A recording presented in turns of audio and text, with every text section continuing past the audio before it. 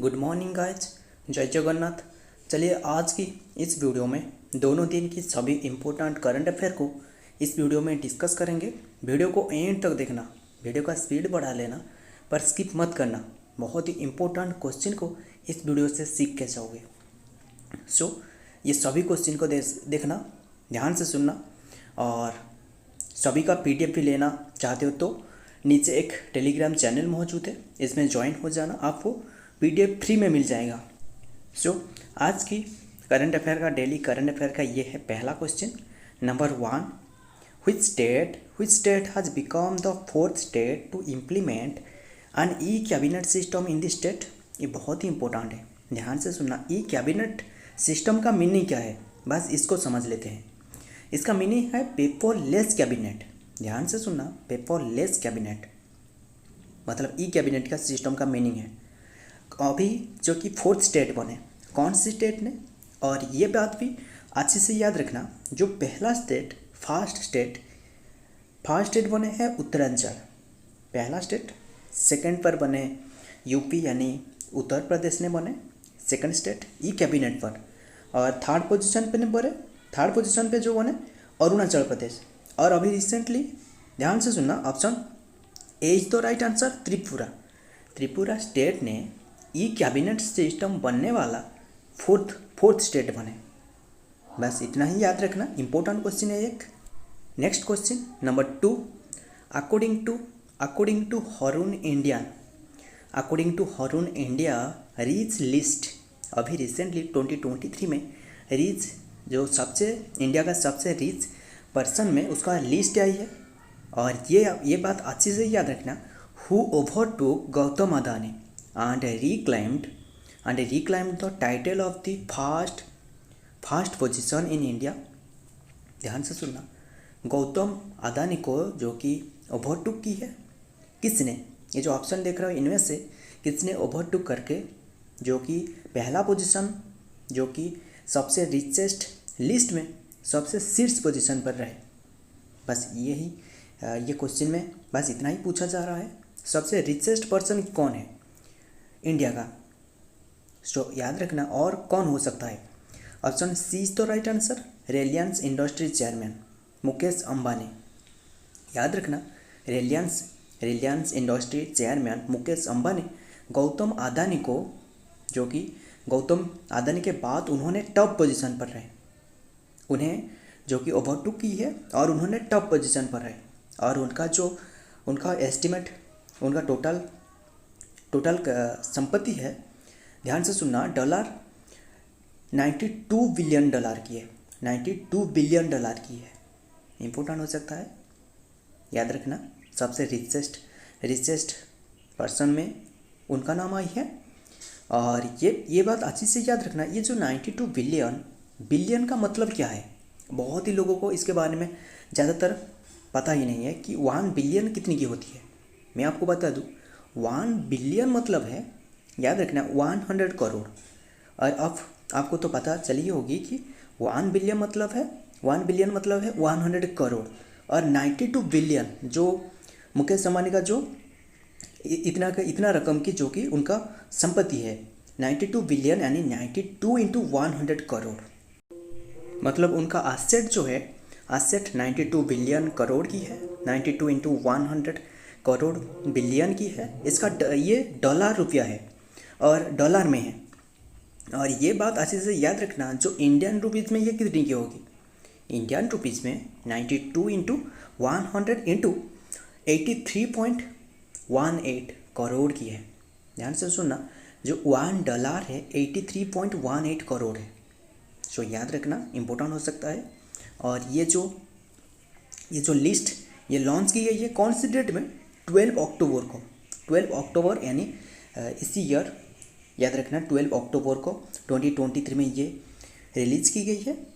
जो सबसे टॉप है किसने, याद रखना, रिलायंस इंडस्ट्री चेयरमैन मुकेश अंबानी ने। बस इतना ही याद रखना, इम्पोर्टेंट हो सकता है। Next question number 3, in recently ये बहुत ही इंपॉर्टेंट क्वेश्चन है। ऐसा क्योंकि ये हाइड्रोजन एनर्जी के बारे में है, इसीलिए इम्पोर्टेंट हो सकता है। In recently India signed an MOU with which country for electrical interconnection and green hydrogen supply chain? बहुत इंपॉर्टेंट है. In recently India sign an MOU with which country for electrical interconnection and green hydrogen supply chain? मतलब ये question में आपको इतना ही पूछा जा रहा है कि इन रिसेंटली इंडिया ने साइन की है कौन सी कंट्री के साथ for electrical interconnection and green hydrogen supply chain के लिए. याद रखना, सऊदी अरबिया के साथ. Option D is the right answer, Saudi Arabia. उन्होंने सऊदी अरबिया के साथ जो कि MOU साइन की है. इम्पोर्टेंट हो सकता है, याद रखना. इंडिया ने अभी रिसेंटली हमारा जो ministry of power and renewable energy ministry जो मिनिस्टर है उसका नाम है, ध्यान से सुनना, श्री राजकुमार सिंह उसका नाम है, ministry of power and renewable energy minister.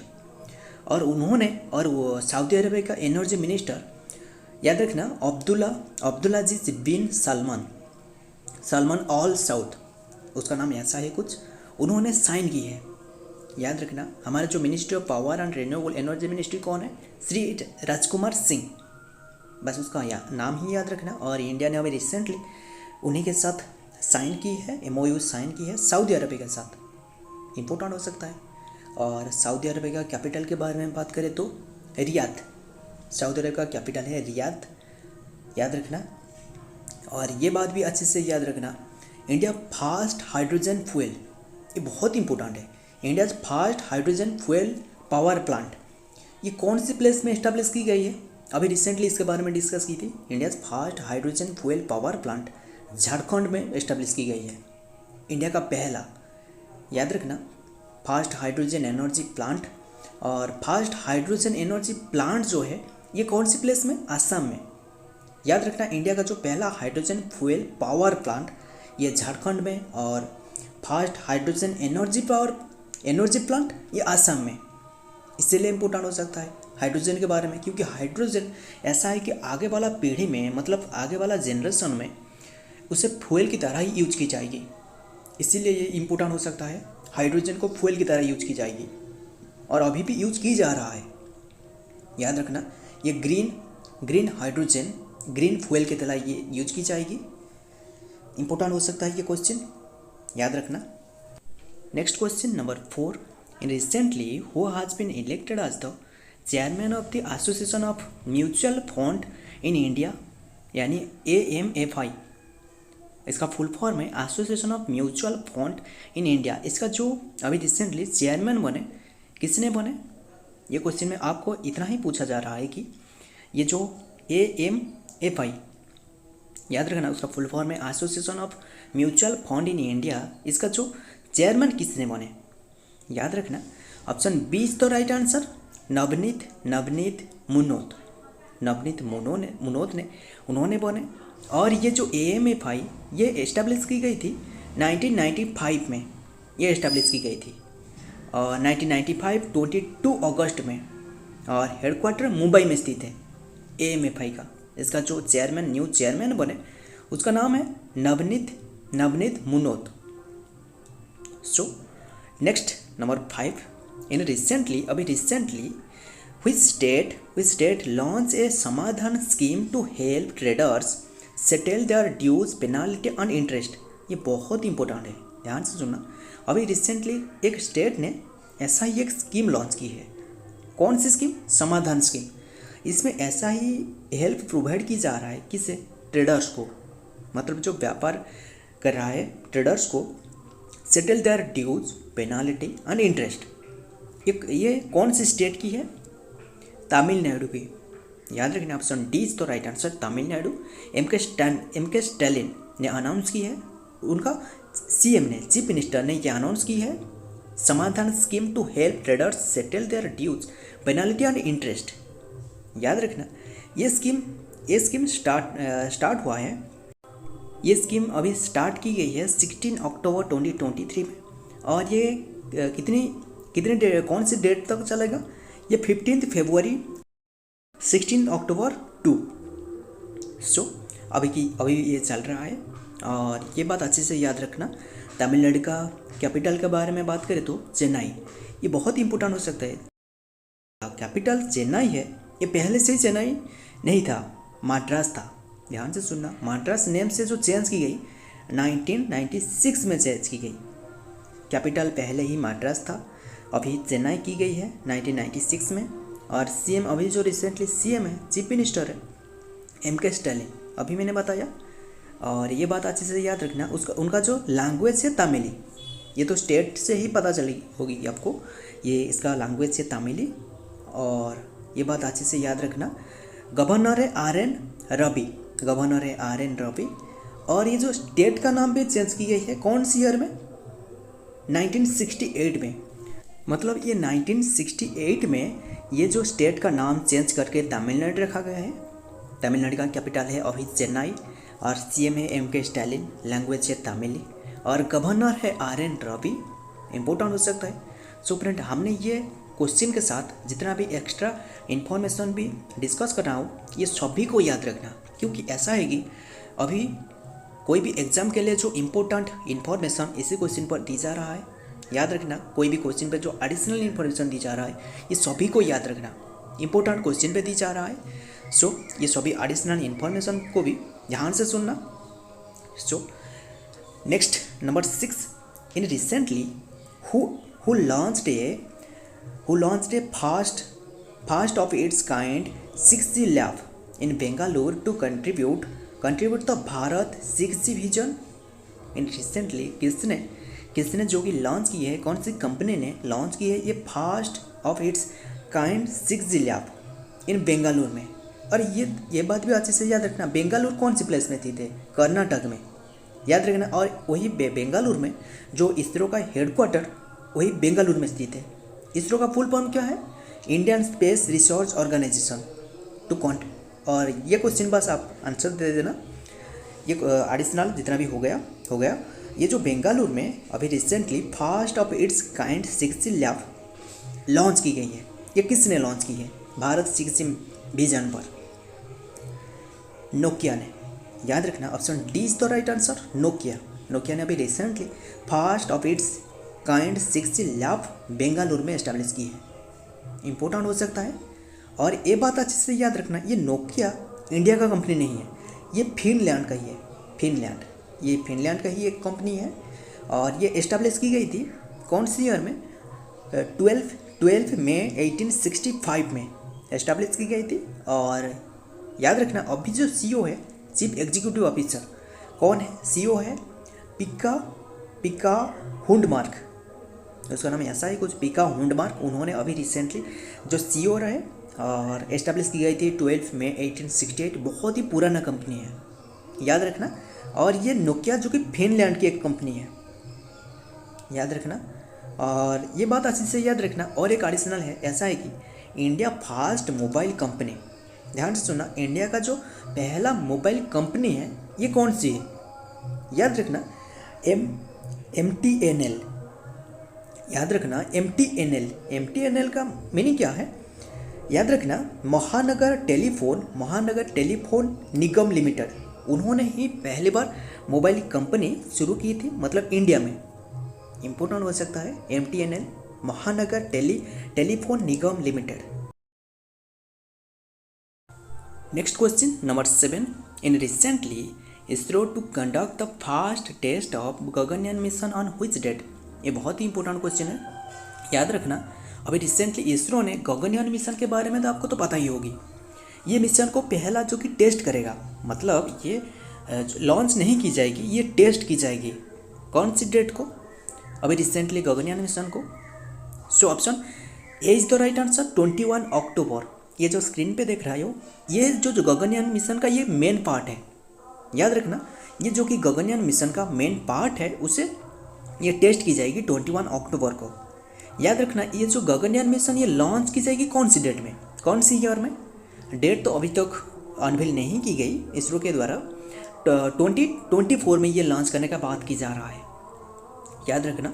और अभी जो ये टेस्ट की जाएगी कौन सी प्लेस में? सतीश धवन स्पेस सेंटर श्रीहरिकोटा से। इंपॉर्टेंट हो सकता है, सतीश धवन स्पेस सेंटर श्रीहरिकोटा से।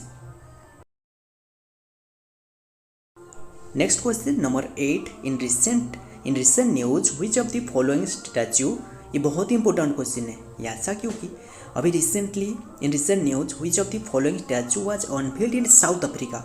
अभी रिसेंटली साउथ अफ्रीका में एक स्टैचू अनवील की गई है। ये स्टैचू किसका है? बस ये क्वेश्चन में इतना ही पूछा गया है। ये इसीलिए इम्पोर्टेंट है। साउथ अफ्रीका के बारे में हमें इतना इम्पोर्टेंट नहीं है, पर ऐसा इम्पोर्टेंट है, बहुत इम्पोर्टेंट है। ऐसा क्योंकि महात्मा गांधी का एक स्टैचू साउथ अफ्रीका में अनवील की गई है। बहुत इंपॉर्टेंट है। अभी रिसेंटली महात्मा गांधी का स्टैचू क्यों उन्होंने अनवील की है, बात करते हैं।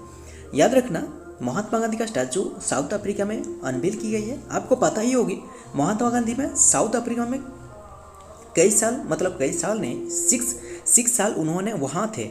याद रखना, महात्मा गांधी का उनका जो स्टैचू है 8 फीट की स्टैचू है। 8 फीट के स्टैचू की ये याद रखना, ये स्टैचू अनवील की गई है टॉल्स्टॉय फार्म में। उनका एक टॉल्स्टॉय फार्म है और इसी प्लेस में ये अनवील की गई है। उन्होंने याद रखना, गांधी ने 1940 में ये टॉल्स्टॉय फार्म में 6 ईयर थे और इसीलिए उनका जो स्मृति के लिए उन्होंने ये एक 8 फीट की स्टैचू को अनवील की है अभी रिसेंटली। इसलिए इम्पोर्टेंट हो सकता है 8 फीट की। और ये बात अच्छे से याद रखना, अभी मैंने बताया था अभी रिसेंटली और एक करंट अफेयर टॉपिक में, अभी ये करंट अफेयर टॉपिक में नहीं, मैंने एक बताया था, मतलब बाबा साहेब का एक स्टैचू अमेरिका सॉइल में एस्टैब्लिश की गई है अभी रिसेंटली। बाबा साहेब मतलब है BR अम्बेडकर की statue, father of our constitution, जिसका स्टैचू अमेरिका सॉइल में ये अभी अनवील की गई है, एस्टैब्लिश की गई है उसी प्लेस में, अमेरिका में। इम्पोर्टेंट हो सकता है कि ये ऐसा पूछा जा सकता है कि कौन सी प्लेस में ये, कौन सी कंट्री में ये एस्टैब्लिश की गई है, ऐसा पूछा जा सकता है क्वेश्चन में। सो इम्पोर्टेंट है ये question. Next number 9, ISRO in collaboration with भीपा ऑर्गेनाइजेशन एग्जीबिशन। ये एक एग्जीबिशन है, organise exhibition space on wheel. ये जो इसका नाम है exhibition space on wheel and it is organised in which state. ये क्वेश्चन में इतना ही पूछा जा रहा है।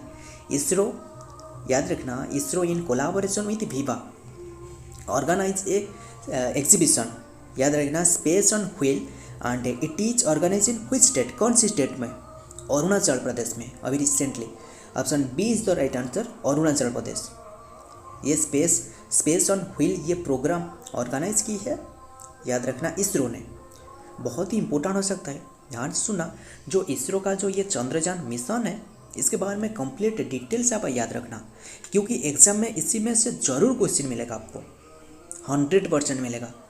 जो इसरो का जो चंद्रयान का जो सक्सेस डेट, कौन सी डेट में लॉन्च की गई, इसी डेट को याद रखना। 14 जुलाई 2023 में लॉन्च की गई। और जो सक्सेस डेट है, मतलब जब चंद्रयान 3 जो साउथ पोल पर उतरे, जो 23 अगस्त 2023 में, इसी डेट को याद रखना, इम्पोर्टेंट हो सकता है।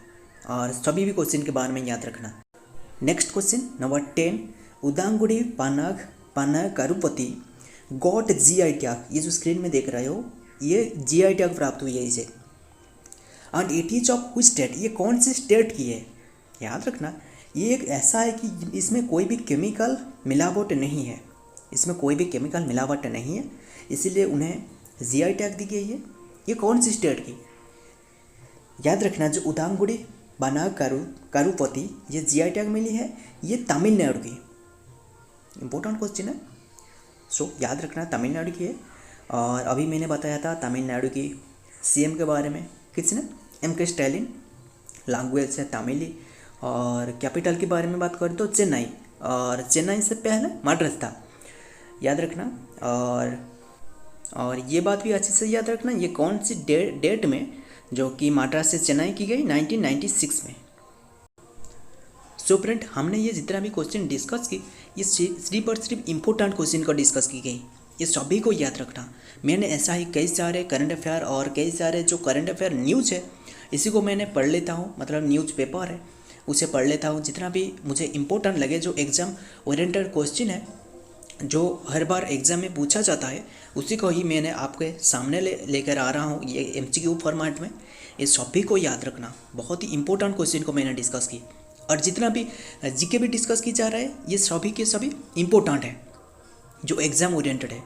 सो मिलता हूँ और एक ऐसा ही इंपॉर्टेंट करंट अफेयर के साथ, इंपॉर्टेंट जीके के साथ। तब तक के लिए जय हिंद, जय जगन्नाथ।